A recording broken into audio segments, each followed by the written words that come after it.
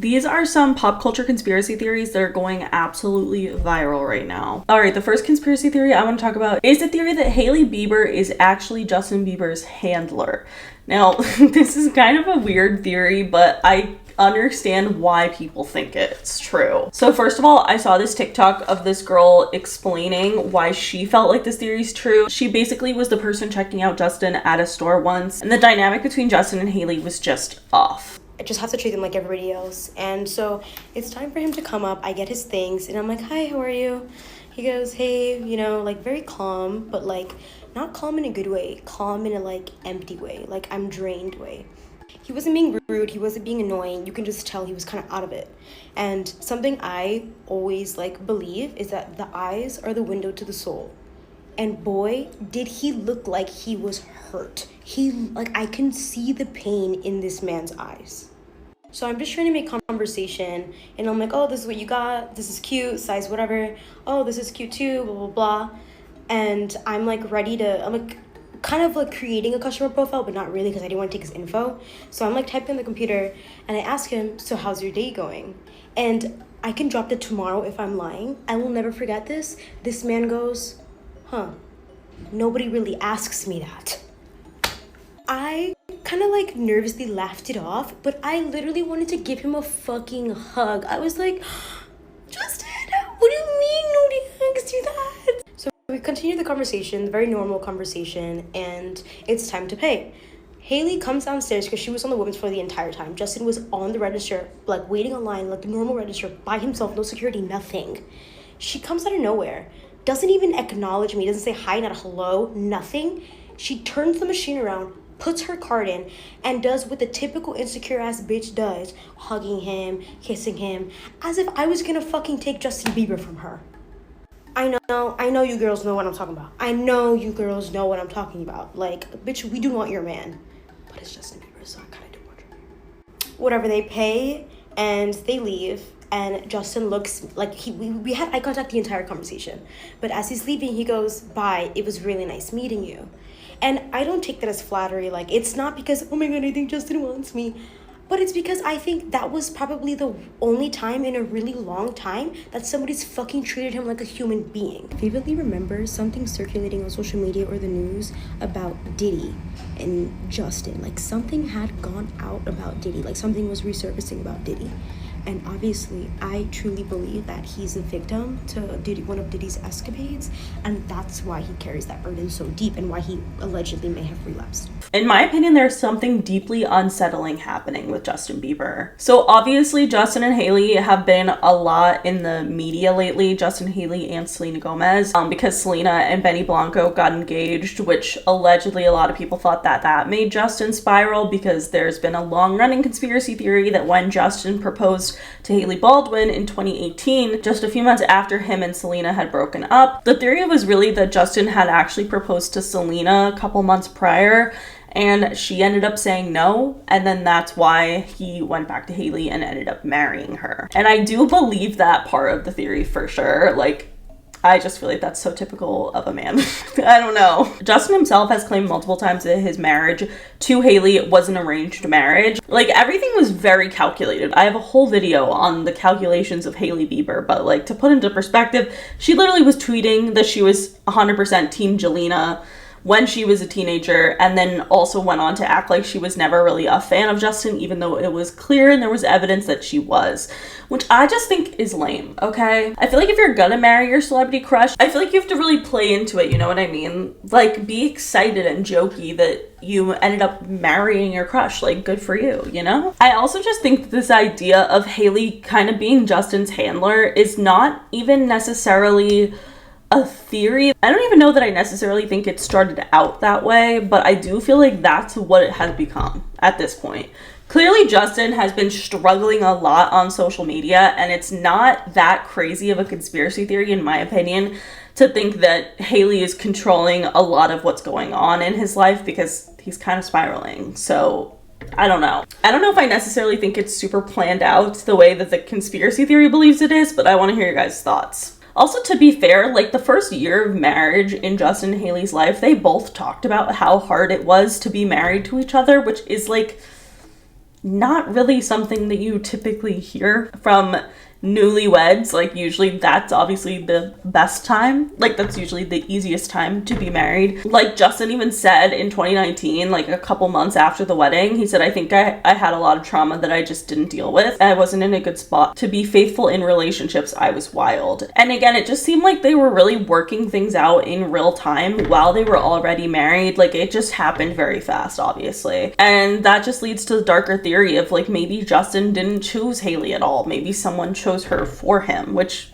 again, we've kind of seen to be kind of true. I also think Justin's image changed a lot when he met Hailey. Like, he went from being very erratic, spontaneous, oversharing things on the internet, like just going kind of crazy, to being more buttoned up, religious, silent. He just would always post selfies with like his eyes glazed over, and it just was like someone flipped a switch. Like, it just felt like Justin was never really there anymore. I don't know. On several Instagram lives, he's claimed like, I'm not in control. Someone was like, touch your hat if you need help, and he did it. Like, again, could a lot of these things be coincidences? Sure, but I definitely think something is terribly wrong with Justin Bieber, and once again, I'll keep saying it until we get actually proof of it being there. But I do believe that Justin Bieber is crashing out the way that he is in relation to P. Diddy.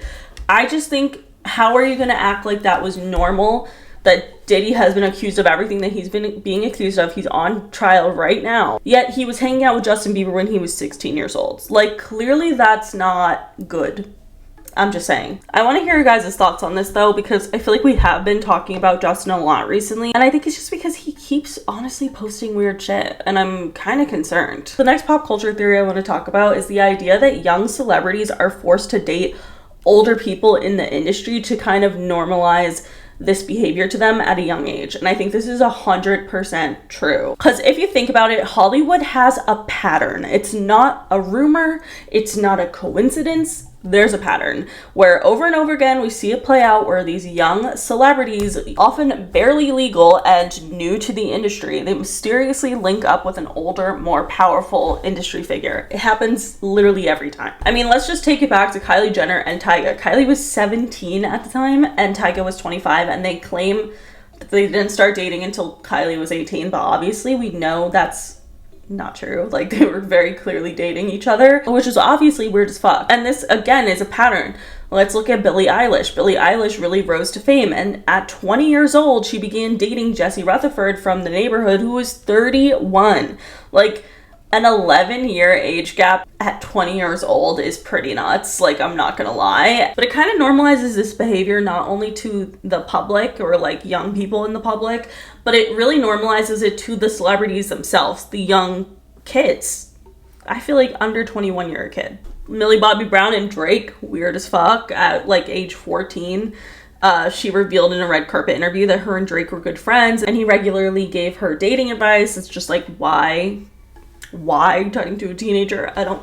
And I think that everything that we've seen with Leonardo DiCaprio, so many different instances of celebrities dating younger women, like significantly younger, has been so normalized to the young stars that it does feel like it's part of a bigger picture. I do think that these young stars are kind of set up to be in these very age gap relationships with someone who is way too old for them in order to kind of normalize their brains to that kind of dynamic. So later down the line, when they see shit like that was happening at P. Diddy's parties, no one really batted an eye, because to them it wasn't abnormal, because they've been growing up with this their entire lives. I mean, I also think it kind of tries to normalize it in the media, although now I feel like a lot of people call it out more often. But it's still way too normalized. I mean, I don't even know if I necessarily think that these are all set up events by other people in the industry, like producers and such, or maybe they're just not intervened.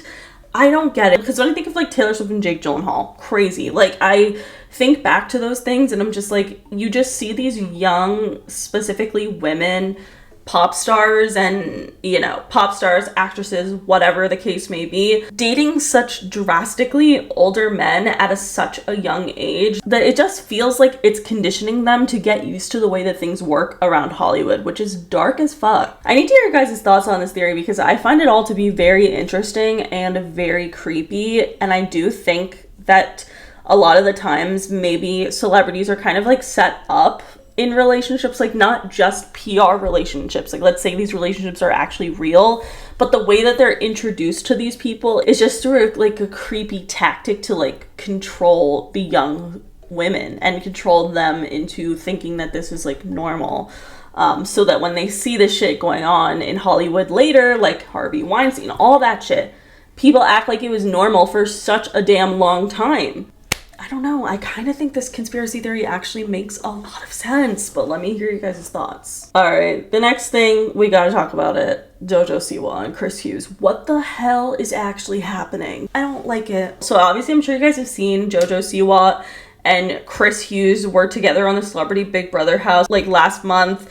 And everyone thought their relationship was so weird. They were like super close friends. It was very touchy-feely. It was weird, but JoJo Siwa was identifying as a lesbian and she had a partner at the time, so everyone was just like, oh no, it's fine, like they're just friends. But like most people were like, nah, something weird is going on here. And now after they're out of the house, they're fully like, I think dating, ? I don't know. It feels so wrong. And it's not just because JoJo Siwa is a lesbian or thought she was a lesbian. I think that's fine. Sexuality is fluid and there is no rules.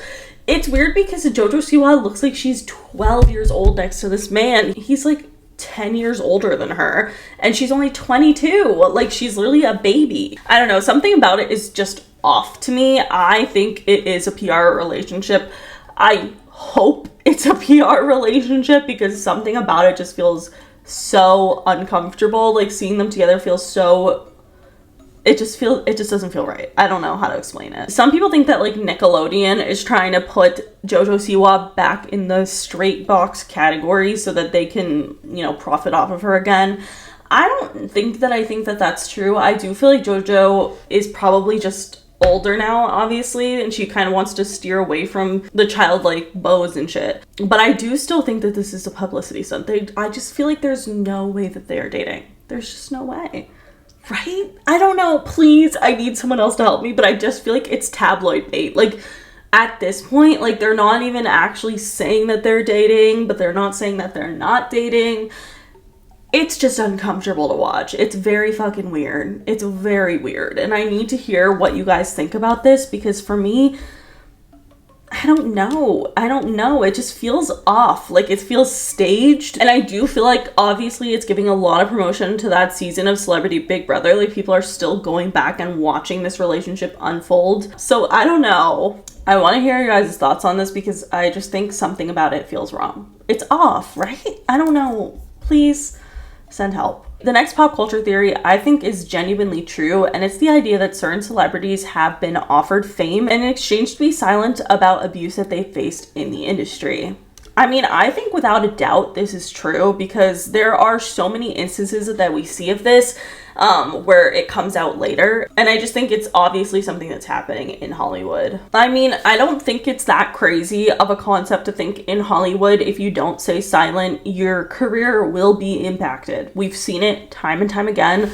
Let's start with Kesha. This is one of the most like publicly documented cases of an alleged trade-off. So in 2014, Kesha filed a lawsuit against the music producer Dr. Luke, claiming that he sexually, physically, and emotionally abused her for years. And at that point, we didn't hear from Kesha for a long time because of this. And finally, years later, when she had a comeback with her song Praying, she was able to come back into the scene. But was she topping the charts as she once was? No.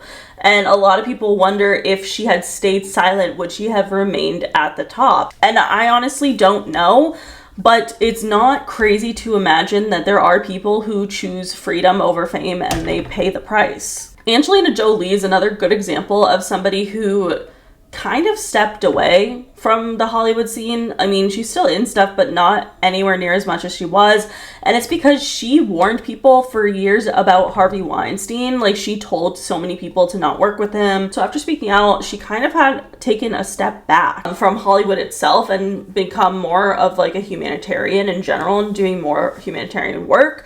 So I do think that it's definitely a possibility. Again, that's just another example of someone who would take a step back so that they can have their freedom. This theory becomes even more disturbing when you look at child stars. I mean, we've talked about Jeanette McCurdy several times about how she finally said in her memoir that she was being emotionally manipulated by Dan Schneider, and how he was just the worst producer that a child could be working with. And what's crazy about this is Jeanette was offered hundreds of thousands of dollars of hush money to not say anything bad about Dan. Obviously, she didn't take it, and for her, it ended up working for her career in a sense, even though she's not doing acting anymore. It ended up launching like her book career and a lot of other things Jeanette has been able to do since then. But that's not always the case. For one, Britney Spears talked about being worked to death. She had a lot of public breakdowns in the early 2000s, and then she was placed in a conservatorship. Obviously, silencing a celebrity is nothing new. Like, this is definitely happening, allegedly. I mean, all child stars like Amanda Bynes, Demi Lovato, Miley Cyrus, so many of them have alluded to dark moments in their youth, but a lot of them never actually came out saying the truth because they were probably scared of their career and being blackballed in Hollywood. I mean, this isn't a new concept. Even with Drake Bell and Brian Peck, who's the person that SA'd him in the Quiet on Set documentary from last year. I'm sure you guys remember it. Drake Bell had said that that was him in 2004. I wonder if his career would have had the same trajectory as it did. Like, yes, he filed like a police report, but he never went public with that information until 20 years later. So I definitely think that this is a true issue, and it probably scares a lot of people, and it makes you wonder how much abuse is actually happening behind closed doors, because there's probably people who would just immediately choose fame and security. Speaking of child stars, I want to talk about how the ex-Disney star breakdown pattern is actually engineered. This is a pretty popular conspiracy theory, and I don't know if I necessarily believe it, but I found it interesting and I want to hear your guys' thoughts. For some reason, this was a very popular thing amongst Disney stars, but not Nickelodeon stars. I've always wondered why that was. But obviously, we've watched so many different stars become like the perfect little Disney package and end up growing up spiraling into addiction, scandal, breakdowns, and then some of them even disappear completely. So a lot of people wonder if the reason that this happens so much is because it's actually by design. So at the heart of this theory, it's really about the belief that Disney doesn't just produce stars, it builds them up to break them down. Like, it's all part of a system. So the basis of the conspiracy theory is that the network's entire system is designed to exploit child labor under the guise of family entertainment, control behavior, control an image, and also control messaging, whatever they want to be portrayed to the media, to the world, to young people's minds. That's what they're doing. And then they're also creating kind of a dependency on having managers and brand approval and all that stuff at such a young age. So eventually, when the Disney star begins to kind of question the system and grow a little bit older and kind of want to do their own thing, that's when they end up burning them out and discarding them. And I mean, it's so consistent. All right, the last area that I'm going to be talking about is that the idea that Spotify, like, push and like the homepage is not just organic, it's actually Illuminati linked. It's a little weird, dark, twisted, but I kind of think it could be somewhat true. So Spotify really sells itself on personalization. Like, it's the illusion of choice, like your daily mix, made for you, discover weekly, like those kind of things that are like even the end of the year stuff, like all of that stuff makes you feel like it's very personalized to you. But if you end up talking to enough people, you realize that there's kind of a pattern. Like, everyone's really being recommended the same new artists, everyone's seeing the same faces on the homepage, and everyone's being pushed the same song. So the theory is that there are a lot of artists who have made a deal with the Illuminati, and that deal ends with them getting their content to be pushed out. I kind of don't know if I necessarily think it's like Illuminati based or more music industry in general. When they see a product of someone that they think could be a potential moneymaker, they work with companies like Spotify to push their content out, or even TikTok. That's kind of an interesting concept as well. But I think Sabrina Carpenter is the perfect example of this because she really is like the perfect PR package of a pop star. And she was just pushed relentlessly across all different genres. I know so many people who don't even listen to pop music at all, but all of their Spotify recommendations would randomly have Sabrina Carpenter's new songs in all of them. And I do agree that this is such an interesting concept, especially with her particularly. It's hard because I've always loved Sabrina Carpenter, so like I always was listening to her music anyway. But I do feel like when the industry wants a new person to be the face of pop stars right now, they push them out in every way that they can, using Spotify, TikTok, and other social media apps as advertisements that you don't know are advertisements, which is kind of sketch if you think about it. It's just creating this manufactured hype around these celebrities that's not actually real at first. Like, it's a kind of a fake it till you make it situation, and I think this is 100% true. And what's crazy is these companies are actually working with these music labels and stuff. For sure. Like, they definitely just are. But yet there's no evidence that there's like an advertisement making, you know, Sabrina Carpenter be the front page of your Spotify. You know what I mean? Like, it's kind of shady if you think about it, because essentially the theory is that they're paying for paid advertisement to get these stars or their new music on the front pages and listening to music. But it ends up being that the person listening on Spotify kind of thinks that they chose the music themselves. Not chose it, but like, oh, I listen to this kind of music, so that's why this was suggested to me, so I like it. Makes sense. And it feels organic, but it's not actually, and it's kind of fucked up. I don't know if I necessarily think the Illuminati is to blame for all of this, but I definitely want to hear your guys' thoughts because I found it interesting. Anyway, that is it for today's video. If you guys liked it, please give it a big thumbs up. Let me know in the comments below what you guys think about these pop culture theories, and if you have any theories on pop culture, let us know in the comments below. But that is it. Make sure you follow me on Twitter, TikTok, and Instagram, and subscribe for new videos every week, and I'll see you guys later. Bye!